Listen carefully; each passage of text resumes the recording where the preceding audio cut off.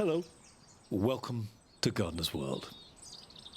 The first flowers of the season are flaring into floral glory, and the days are getting longer and warmer. Whatever the weather, spring cannot now be denied. So we have a celebration of colour, scent and sound that will fill you with inspiration for the gardening year ahead. On today's programme, Frances visits an exhibition where houseplants have taken over. This really takes the idea of a flower bed to a whole new place. It's a four-poster filled to the brim with all different kinds of bromeliads. Adverley shares her fascination with a plant craze that began in the 18th century. This is an auricular theatre and built especially to display these amazing little plants. Rachel creates a superb summer display with pots. So we've now got the large pots and that mid-storey. It's time for all those pretty little pots that you can just dot in amongst those. And I have easy remedies for some very poorly houseplants. Now this is a classic problem of a houseplant that is looking very sad indeed, and the problem is in my hand.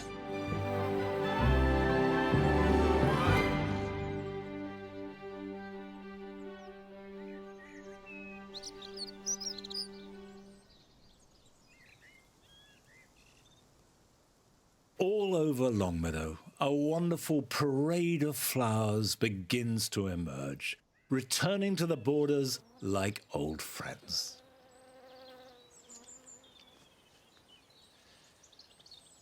The imperial fritillaries are looking good here in the jewel garden. This is rubra, and we have the yellow one in the spring garden. And they both have this rather foxy smell.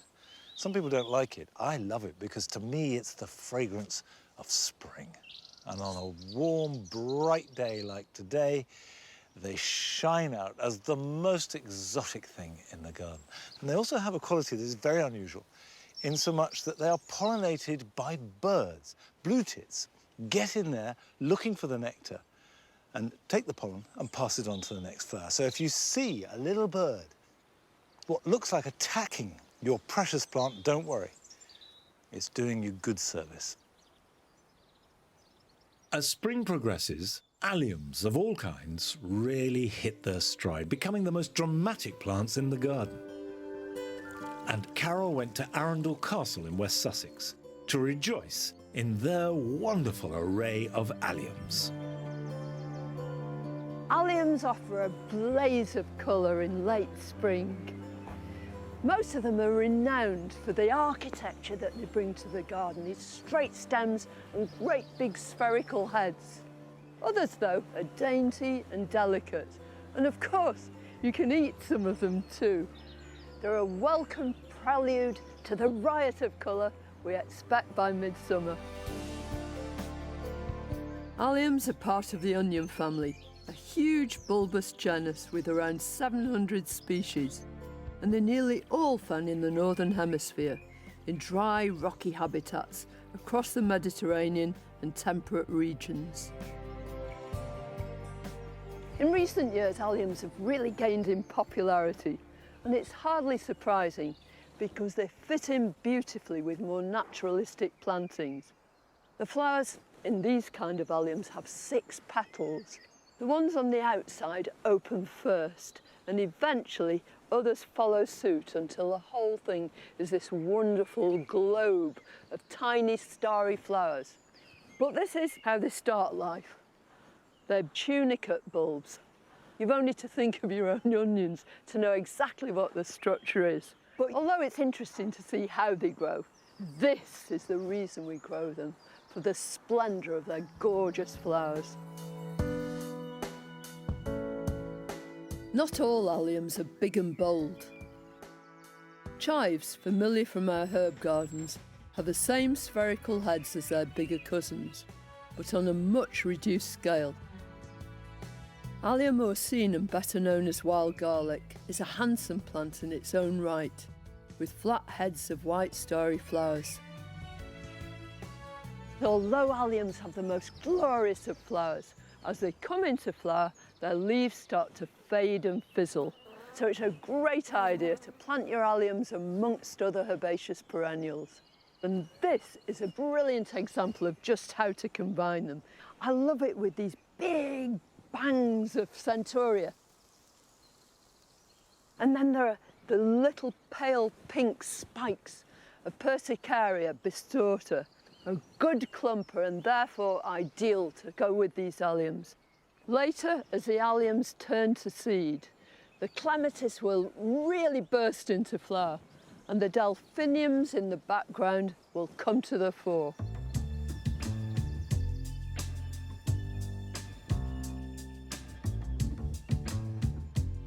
One of the greatest assets that alliums have is their ability to mix and mingle with other plants, to just add this touch of drama and panache to a border. This one is one called Purple Rain, with these great globose flowers and very, very starry too. But look at it alongside that red tulip. This is King's Blood. And quite soon, those petals will fall to the ground, but the allium will continue. When that geranium comes into flower, there it will be, holding its own. And look at this lovely little pentaglottis, which kind of rambles through. But it's alliums that are the forefront at the moment.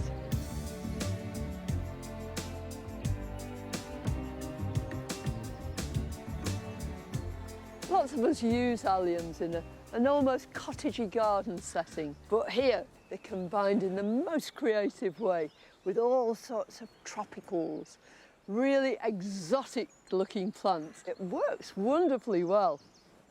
The most striking example is this rheum. This is Rheum palmatum, and it's even putting the alliums to shame with these towering flower spikes.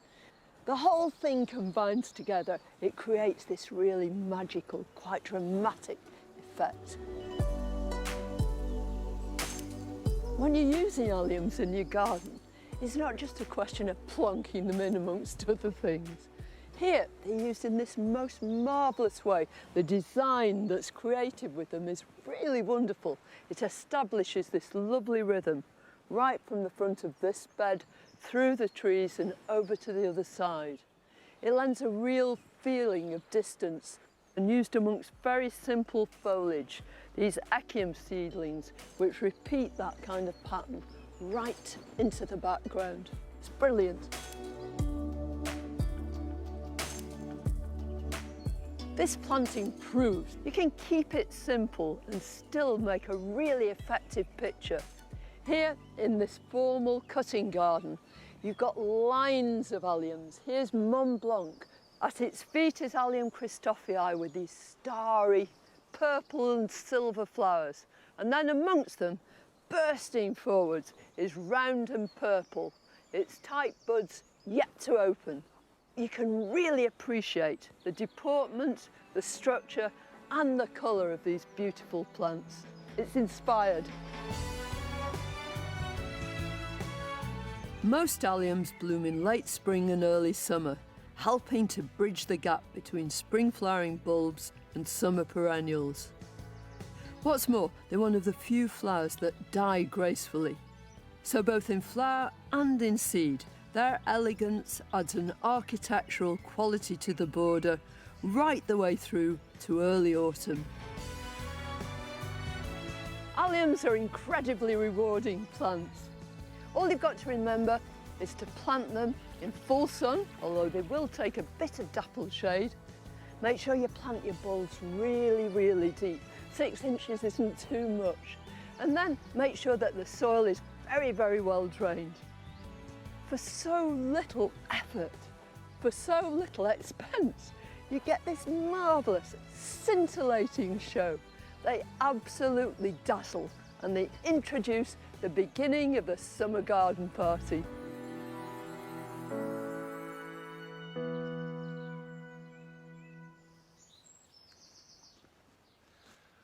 Of course, Carol is absolutely right. You should plant alliums deep with lots of drainage and they'll be happy.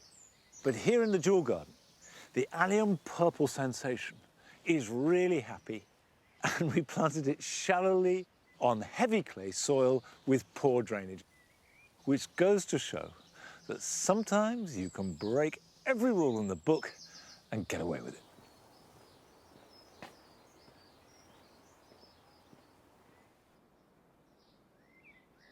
Throughout last year, more and more people were growing plants from seed. So we were delighted to be sent a film from Simone and her daughter Alessandra, who wanted to share an ingenious way of getting the community growing together. My name is Simone Graham, and I formed a community group to restore and repurpose this beautiful old K6 foam box into a seed swap. It's for the local community. If they have surplus seed or if they have any seed they've gathered from their garden, they can bring it here and swap it for some seed that somebody else has left. So I've got some... Was that a foxglove? Yeah, foxglove and some broccoli. So foxgloves go in flowers A and F, right there. I'm gonna choose this one. Yeah. Maybe this, and then one of these. The box has been a real hub for the local community. We've got different community groups involved. We've got the local men's shed who has fitted out the bookcase. We've got a local running group who does a foam box dash on a Friday night between the different foam boxes that have been refurbished in town. And we've got the local horticultural groups involved as well, which is really great. So if you have an old K6 foam box in your neighbourhood, or you've got a corner of a store or anything, to set up a seed swap is a really great and easy thing to do.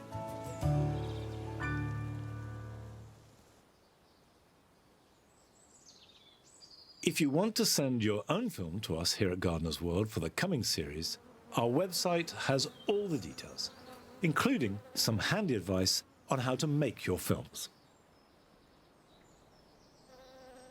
The foxgloves have been fabulous this year, and the opium poppies have never been better. In fact, the ones behind me are self-sown. They are, in fact, growing amongst rows of yew cuttings. But they appeared, probably through the compost. We let them grow, and now they are having their moment of glory. We will let them form seed heads, collect the seed, and then we can take the plants out and get back to raising the yew plants.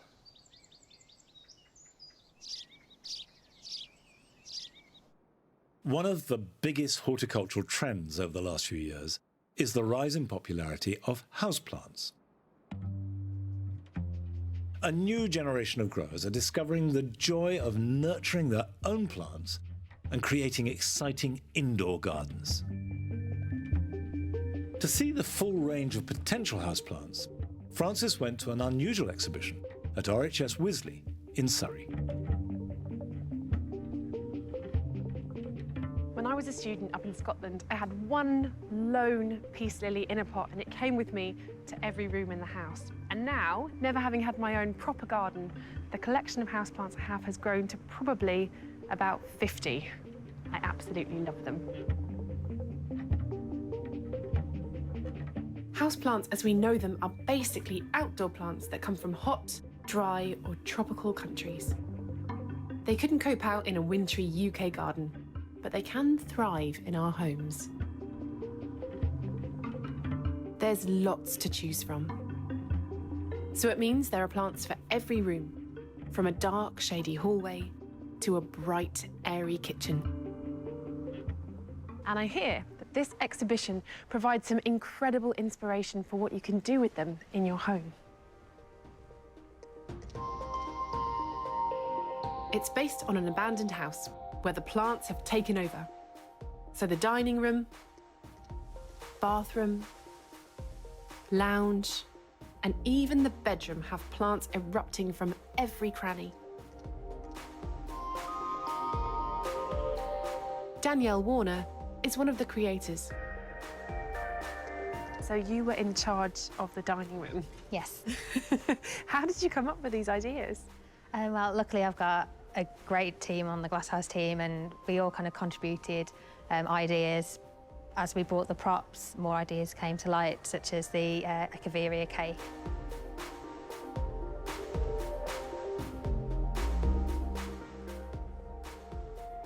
And the chairs are spectacular. How do you go about kind of designing and making these? We pretty much made them up as we went along, tried to use different textures and colours, tried to give them all their own personality. Totally. I like the spiky toddler. Yeah, I really like that. It looks like a baby, kind of waving his arms and screaming. I think it's great. And why is that one there knocked over? So that was meant to be kind of a stroppy teenager who's stormed away from the table and just knocked the chair over. Yeah, doesn't really want to sit with the rest of the family for dinner. Fair enough. Yeah. Families can be tricky. Yes, they can.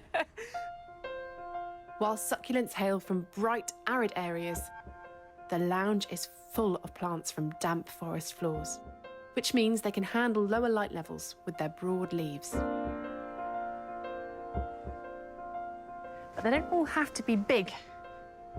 This is a miniature version of the Swiss cheese plant that we all know and love. In fact, this whole exhibition is filled with amazing, inspirational little pots, ways you can use your furniture. Makes you want to get planting.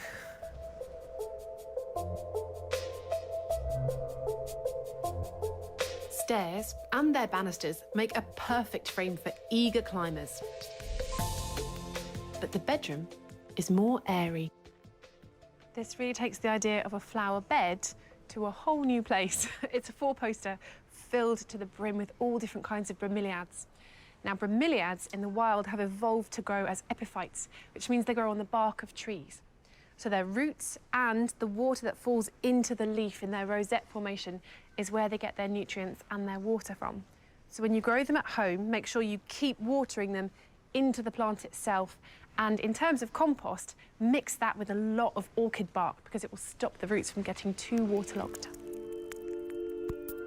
The most famous bromeliad is probably the pineapple, and they're right here on top of the bedposts. And that is a nice touch.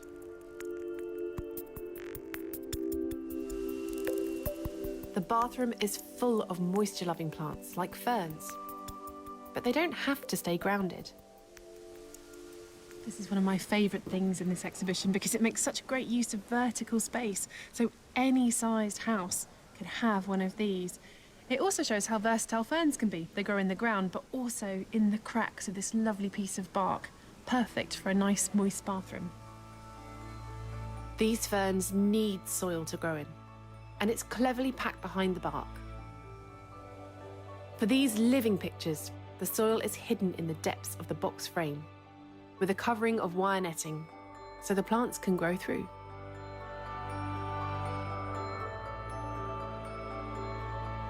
It's so inspiring to see houseplants used creatively. Yet we know they're not just beautiful decorations.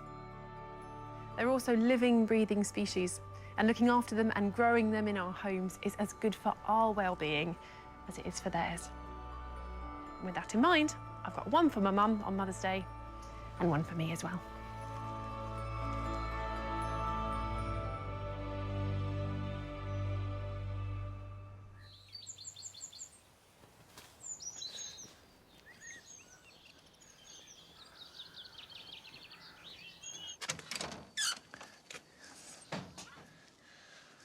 Now, I've got an array of houseplants around me. And the Gardeners World team have very bravely volunteered to put up their houseplants, including those that are not doing very well, so that we can have a look and see what common problems are. And the more senior people get in the Gardeners World production team, the worse their houseplants are. I should stress, by the way, that the healthy ones are, of course, my own. No problems ever befall the Don household. Ha ha. Now, this is a classic problem of a houseplant that is looking very sad indeed. And the problem is in my hand, because if I take it out of this rather attractive grey pot, it's in a standard plastic pot. It's as light as a feather. But if I look at the pot it's in, no drainage holes of any kind. And what's been happening, I suspect, is they've watered it, and the water has sat inside what is effectively a jar, and it's got too wet.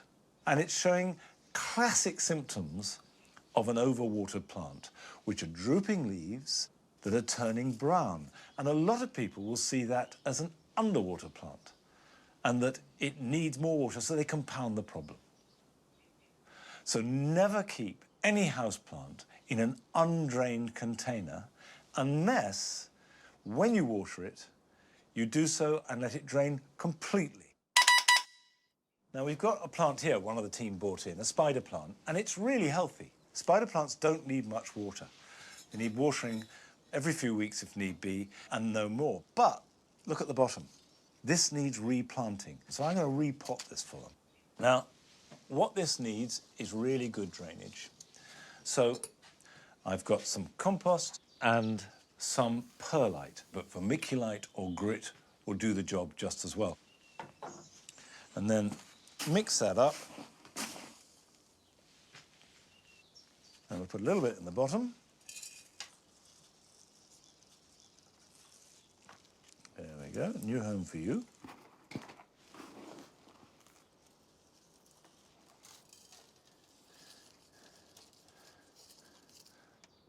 That needs watering, but you're looking at keeping it pretty dry, but misting it daily.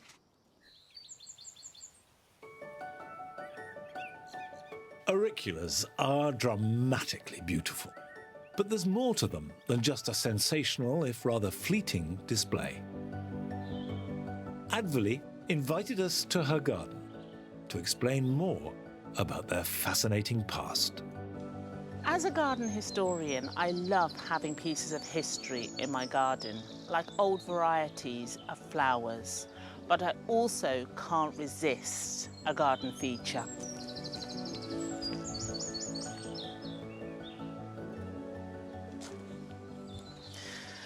This is an auricular theatre, popular in the 18th and 19th centuries and built especially to display these amazing little plants. Auriculas are members of the Primula family and originated in Europe from the Alps. But their journey and their breeding have a long and rather beautiful story. From just a few wild plants in the 1400s, collectors began to cultivate auriculas to try and get the most elaborate range of colours and patterns.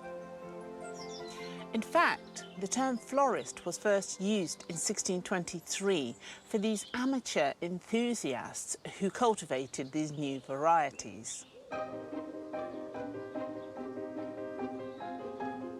At first, this was a mainly aristocratic pursuit, as only they could afford these rare and expensive plants, and their expert gardeners. These new plants often had regal names to match, but some were more eccentric.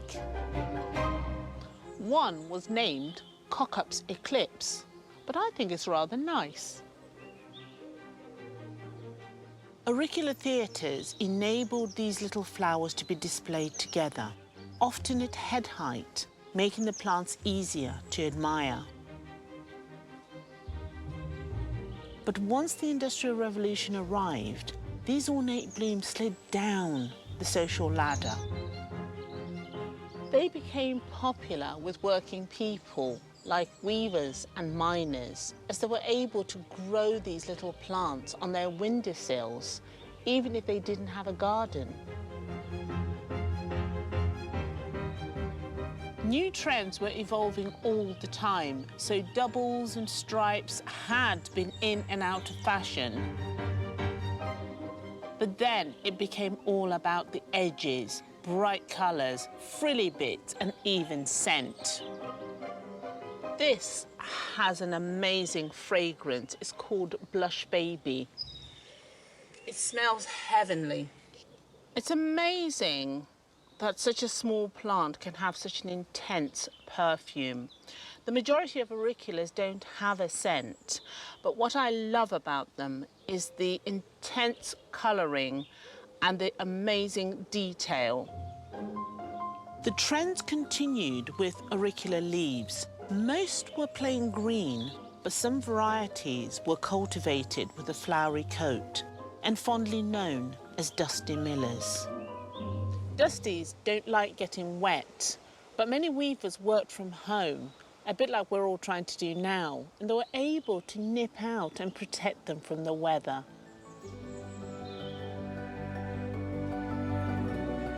Auriculas are easy to grow, but they like well-drained compost, so I mix in grit when I'm repotting. Some people use bark. And do keep them in the shade because they'll be much happier there.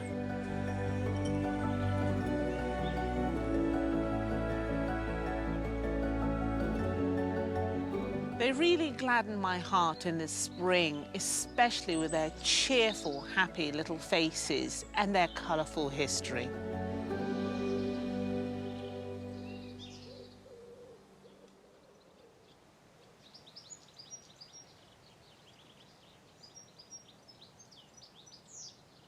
I love auriculas too, and I like the formality of the theatre. But what we have here on this table outside the potting shed is entirely in that spirit. It's a display of plants that are carefully grouped together like a flower arrangement. And we have bulbs in spring, and now the succulents have come out. And by grouping plants together of a certain type and raising them up, you can really appreciate them. But whatever you use and whatever space it does all stem from those auricular theatres. Now, I've got cuttings here, some dahlia cuttings from David Howard, lovely orange dahlia with a dark leaf. And I took them about 3 or 4 weeks ago. And I don't know if you can see, but the roots are starting to appear at the bottom of the pot. And you know that they're ready to move on, either if you can see the roots or you see fresh growth. Now, the thing to do is be quite careful because the roots will be fragile and there won't be a lot of them. So I'm just going to empty the whole thing out into here, trying not to be too forceful about it. There we go. All those roots have formed. 6 new dahlias. And if I gently tease them apart, there you are. Look at that, lovely root system. So I've got a pot, put some compost in, and dahlias like quite rich compost. That can go there like that, shake it down. And it's not too late to take dahlia cuttings, by the way. They won't flower much before October, but it's a very good way of making new plants for next year, and you might get some flowering out of them.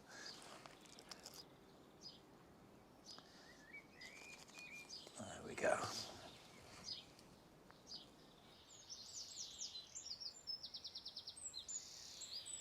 It's generally recognised now that growing plants of any kind is good for both body and mind.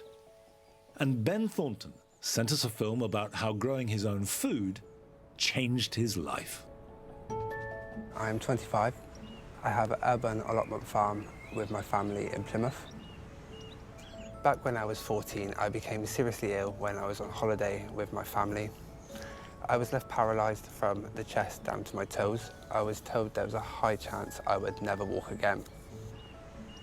Over the last couple of years, I have been researching and experimenting to find the best possible way for myself to grow with the littlest work.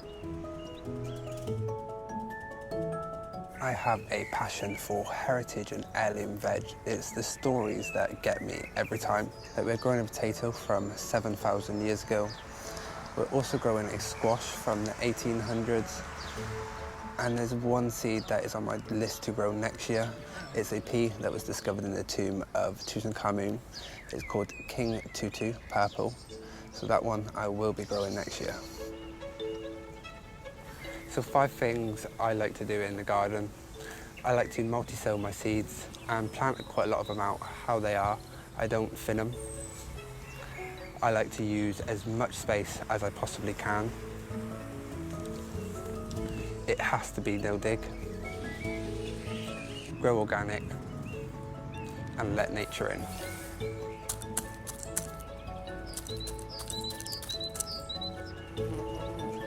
Growing has been a way for me to find myself again and to give my life purpose, as well as help control my mental health. With the help from my family and friends, we have achieved something I am very proud of. So thank you.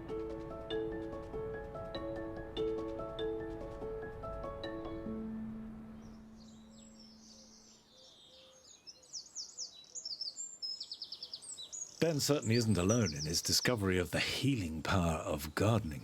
Spending time outside in a green space, surrounded by plants and immersed in a garden, can transform lives. And a garden that supports a wide range of wildlife as well is both good for you and for nature. These new borders on the mound are attracting loads of insects, mainly, I have to say, down to the ami. This is Ami visnaga, these rounded umbels of white flower, which bees, hoverflies, flies absolutely love. And they mix in with the Nicotiana alata, which smells fantastic in the evening, the Verbena bonariensis, which butterflies love. But the sunflower was not planted by me. This is a gatecrasher, an intruder. And I have to say, quite a welcome one too. So we'll leave them. And in fact, let them die back, and then the stems may well become a home for a bee or two. Now, still to come.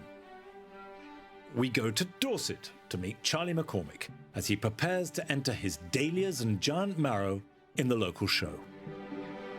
The marrow is the one that I really want to win because so much love has gone into that marrow. And Nick explores the world of evening-scented plants. The heady scent of this Nicotiana sylvestris is much loved by night-flying moths, and it releases its scent just at the beginning of dusk to draw them in. But first, we visit Rachel at home as she began to experiment with the arrangement of her summer pots.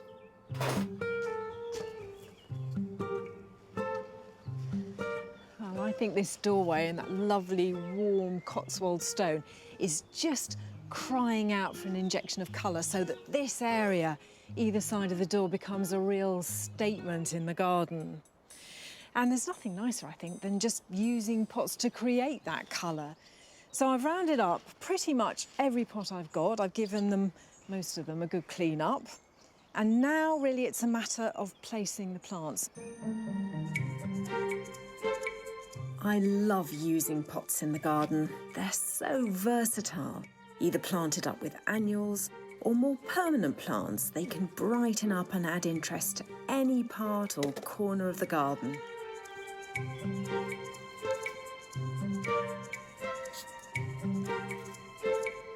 So I've just started here with a rose. And this one's a beautiful English shrub rose called Gentle Hermione. Oh, that is a wonderful fragrance, a myrrh fragrance, really sweet and delicious. And then I just want to build up a nice recipe of plants to complement it. And I've chosen, just for a bit of real contrast with the colouring of the foliage, this heuchera. This is obsidian, which I think is my favourite dark-leaved variety. And of course, at the moment, it's also got these very pretty, rather airy stems of flowers. Then I think on this side, I'm going to put another heuchera, the same one. So keeping it fairly simple. I don't want to put too many things together because there's already going to be a lot going on in this area. And just firming the compost right the way round all the gaps there at the back. Don't want any air pockets. And this is just a good multi-purpose compost. This is peat-free, and it's also got some added John Innes. And then the last bit of this recipe is this lovely rhodanthenum. And just look at that. You see, I love the way that these little daisies, the centre of them just picks up on the leaf of the heuchera. I think that's a really lovely combination. So there's a lot of real loveliness going on in here.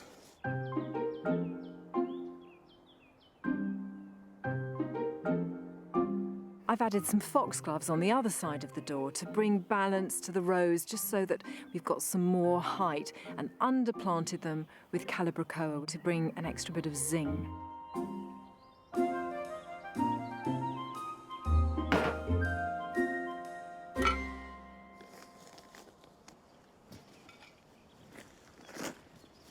So we've got the large pots in position now. And I've got all those lovely soft pinks, that really dark foliage, and I'm going to pick up on that with this beautiful foxglove. It's called Firebird, and it's a new one. And in its parentage, it's got the Canary Island foxglove, which is going to give it these really gorgeous, almost orangey flowers. And you've got this lovely dark stem. And this one's perennial as well. Now I'm going to try and get 2 more things in. Where there's a will, there's a way. So there's this beautiful little geum, Savannah Sunset, lovely, small flowers, quite a lot of gold in the centres there, but the little petals, they are just the most beautiful pale apricot.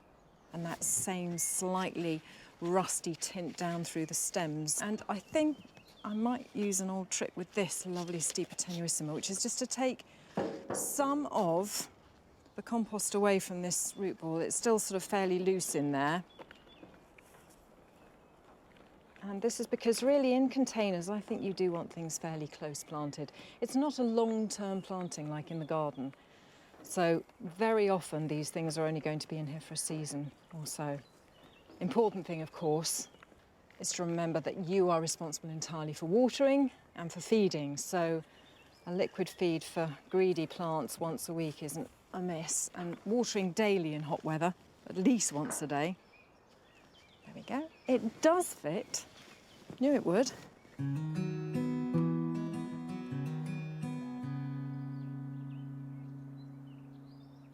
I can never resist a clematis or a dahlia, so they are going to be part of my mid-layer.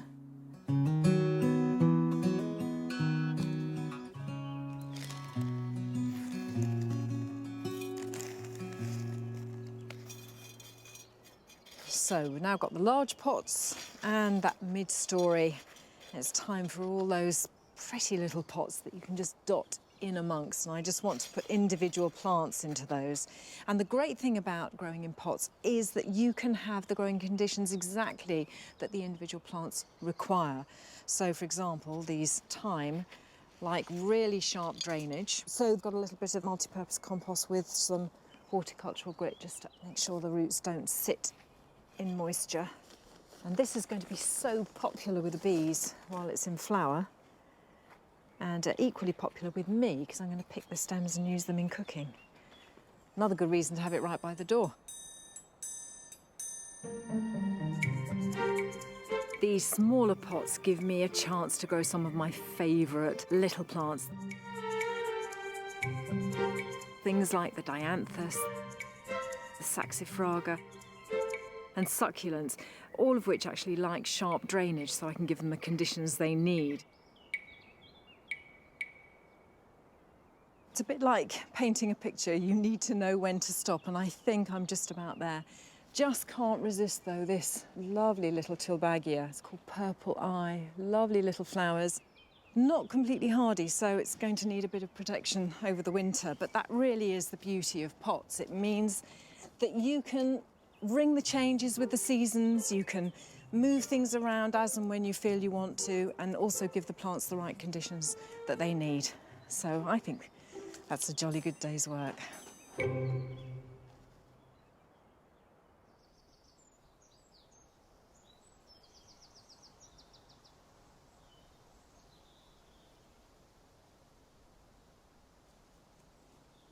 As Rachel shows, a pot is both an arrangement and also something that has the dimension of time. It's going to change, and you need to manage that change. I'm underplanting this cobea with a Bidens. This is one that glories in the name of Bidens Bee Dance Orange Splash. And I grew it first a few years ago and love the way that it holds this intense orange, slightly caramel colour for months. This will go on looking good well into September, if not October, as long as it's watered and fed regularly. And that's the key to good pots at this time of year, is planning their future so that they look as good at the end of summer as they do now. Well, the cobea has got a few weeks before that looks really good, but I think a little bit of colour at its base will make all the difference. As well as all the incredible range of colours that plants can bring, many are also deliciously fragrant, and scent is a vital component in any garden. And Nick went to Cambridge University Botanic Garden to savour some very special scented plants. There's a whole host of plants that wait all day until the evening light before they release their magical floral scent. These are the mysterious night-scented plants.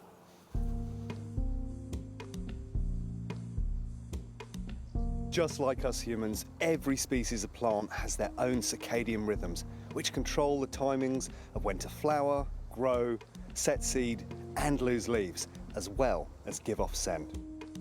Plants even adjust their timekeeping with the seasons, which helps them to grow most efficiently and means they know when to flower during the day to attract the most amount of insects for pollination.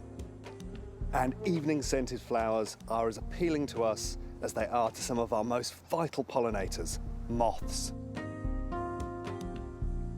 As the flower opens, it releases a combination of microscopic compounds and oils unique to each plant, which dissipate into the air. Moths can detect the scent from several miles away, and that's the signal they need to visit the flower.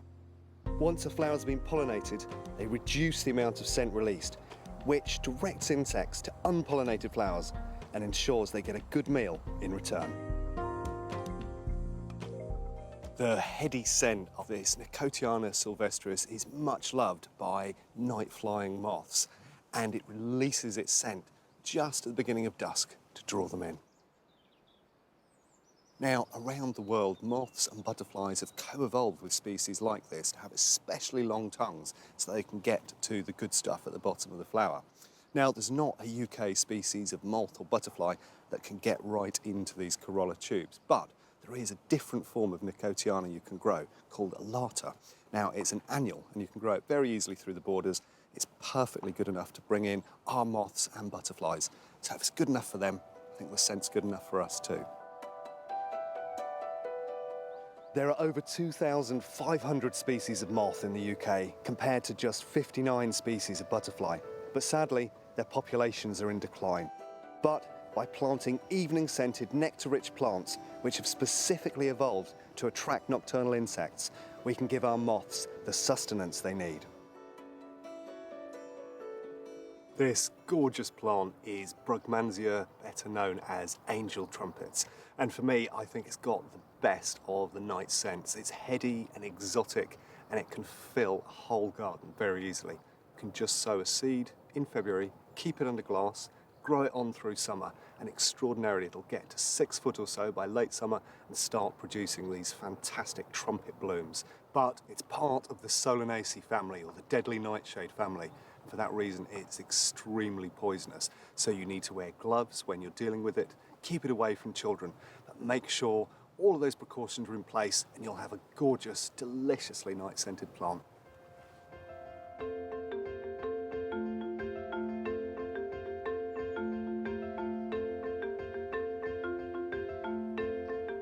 One of the easiest ways to get exquisite night scent into your garden is to grow a jasmine. Now, there are many forms and varieties available, but this particular one is Jasminum officinale. Now, it's self-twining, so it's very easy to grow on a trellis. You can cut it down hard each year, and it'll produce masses of new growth, and then these delicious night-scented blooms.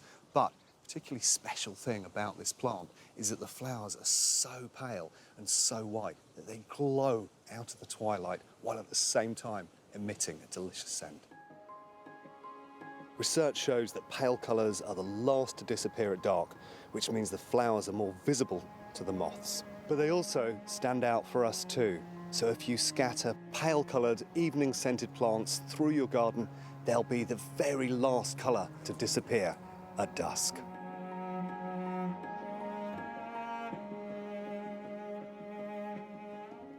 Perhaps the most iconic of all the night-scented plants is this, Anithra biennis, or the evening primrose. Now, it's very easy to grow from seed and does quite well on poor soils. It will also self-seed, so you need to make sure it doesn't spread too widely in your garden. But up here is where the magic happens. So this is the remnants of last night's bloom. It will have stayed open all night and emitted that delicious lemony scent. And then tonight, this is the one that's going to open and bloom through till dawn.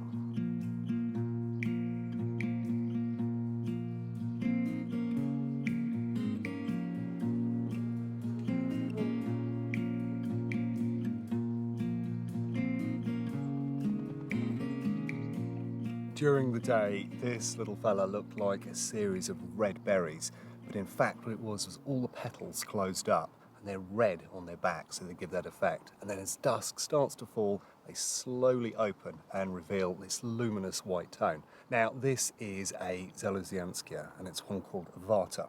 It's great for growing on rock gardens, or you can grow it in pots as well. And it has a very delicate night scent. But if you want the really powerful night scent, the one to go for is Zelosianskia capensis. It's absolutely sublime, and it can fill a whole back garden with the smallest of plants.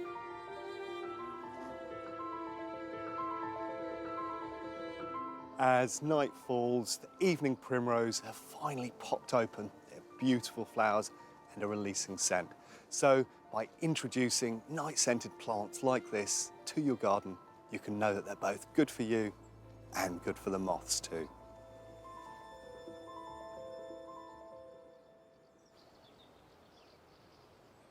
Perhaps one of the headiest scents of all comes from lilies.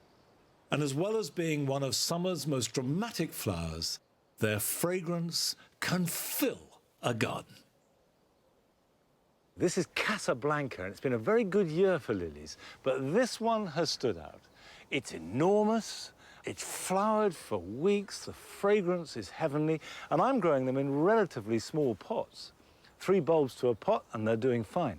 If you've got a border with nice, loose, friable soil with a cool base, then it will be very happy planted out too. A really cracking lily.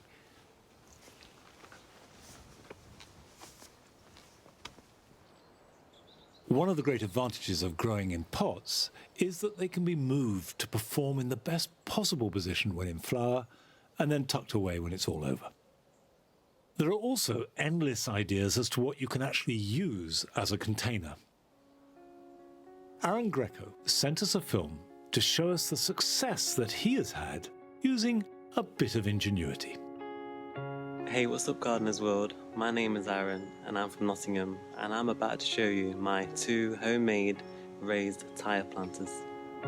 When I was building the tyre, I made sure that I lined the inside, making sure all the soil was kept inside, and underneath I made plenty of drainage holes for the rain to escape. And I've used these metal poles which used to be from an old gazebo.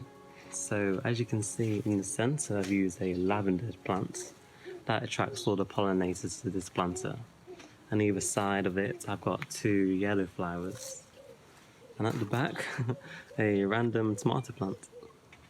And in the shady area I've got a baby strawberry plant which I rescued from the mother plant. Moving on to my second planter, this one's probably my favourite one out of the 2. I just love how all the different plants are working together. It's a bit overcrowded, you could say, but I think it looks good like this. So at the front I decided to plant a strawberry plant. As you can see, there's some strawberries already growing. It's probably my favourite plant, berries and cream. It smells amazing and it attracts all the bees to this planter. And unlike the other planter, this one's actually got a hanging, swinging plant pot, and I decided to plant a pepper plant in it. And over here, my first ever pepper is growing. And this actually gets watered by the rainwater leaking through the bottom of the tyre. So yeah, these are my raised tyre planters. I hope I've inspired you guys to maybe make your own.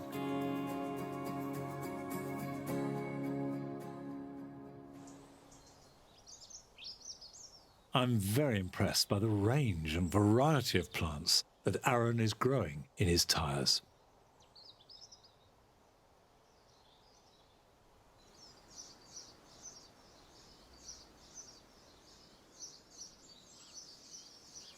It is amazing, the richness and diversity of wildlife that almost any garden can contain. And your garden can become a wildlife reserve wherever it is and however small it is. Just sitting here in this little patch of the herb garden with the daisies and the sage and the fennel, and it is positively humming and buzzing with insects.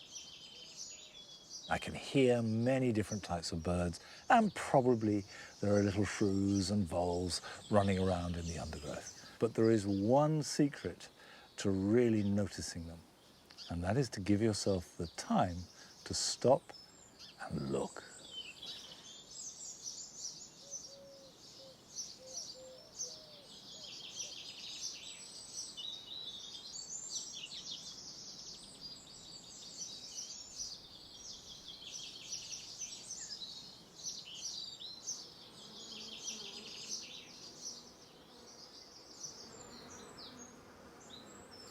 As spring unfolds into the long days of summer, it's time for those quintessentially British plant fairs and village flower shows.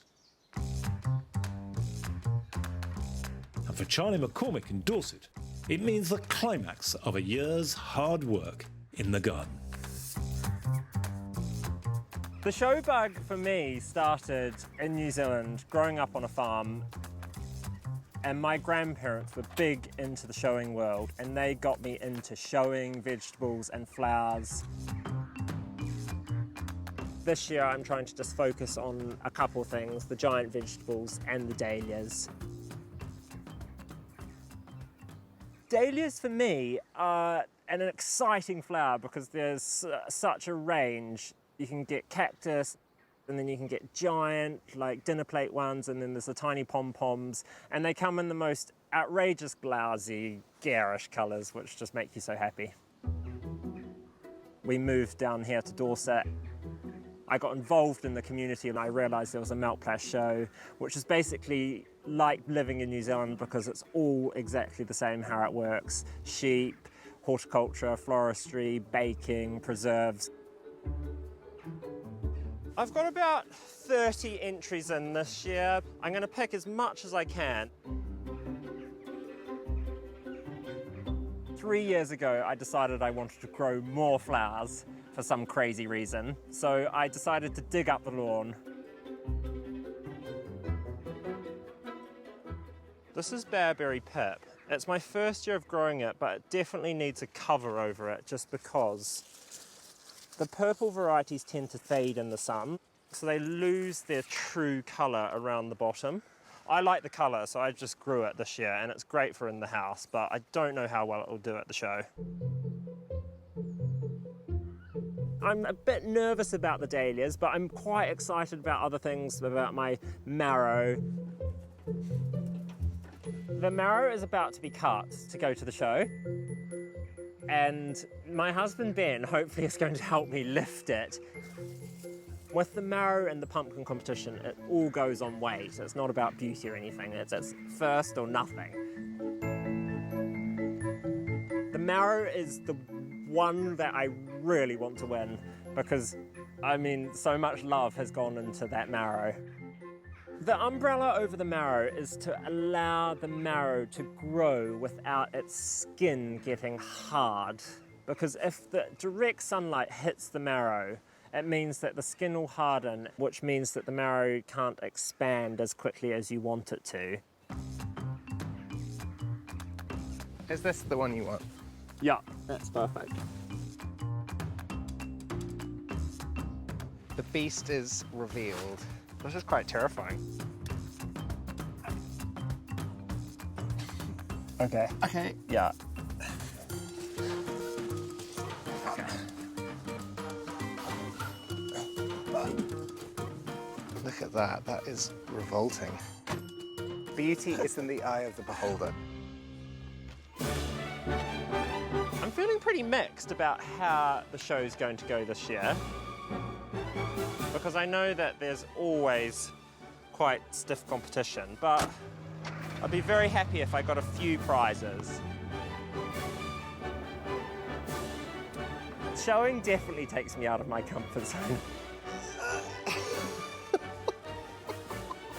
When I arrive at the show, I'm quite a sort of reserved, shy person. But once you're in there and you sort of start chatting to people, you get really revved up. 44.6. Pretty What good. was it last year? Right? Yeah. Good. 15 kilograms heavier than last year. Right. Don't know how I feel about the competition. Fingers crossed about the marrow, but all will be revealed tomorrow.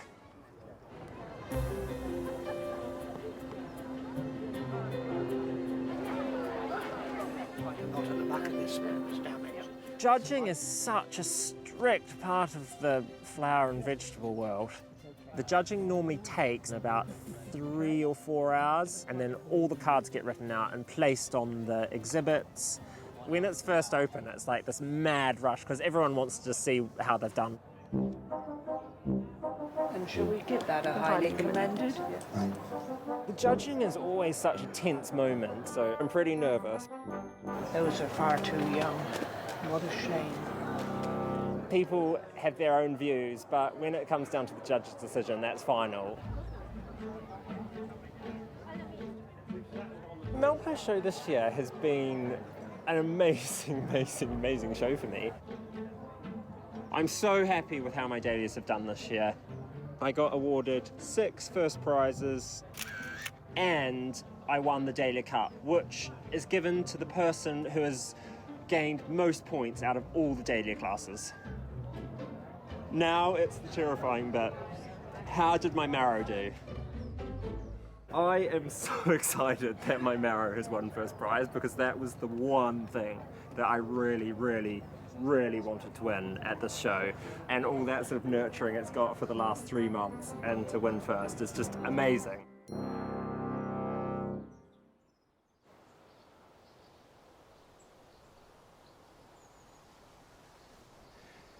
You'll often hear people refer to gardens in September as fading elegantly, and of course they do by and large, but not the Jewel Garden here at the very heart of Longmeadow. In September, it reaches its richest intensity. All the cannas and the dahlias and the sunflowers and the buddleia work together to make something that is positively pulsating with rich colour. But there's one plant this year that has given me a special pleasure. Last year, somebody gave me a couple of gingers, and I put them in a border and they grew perfectly well.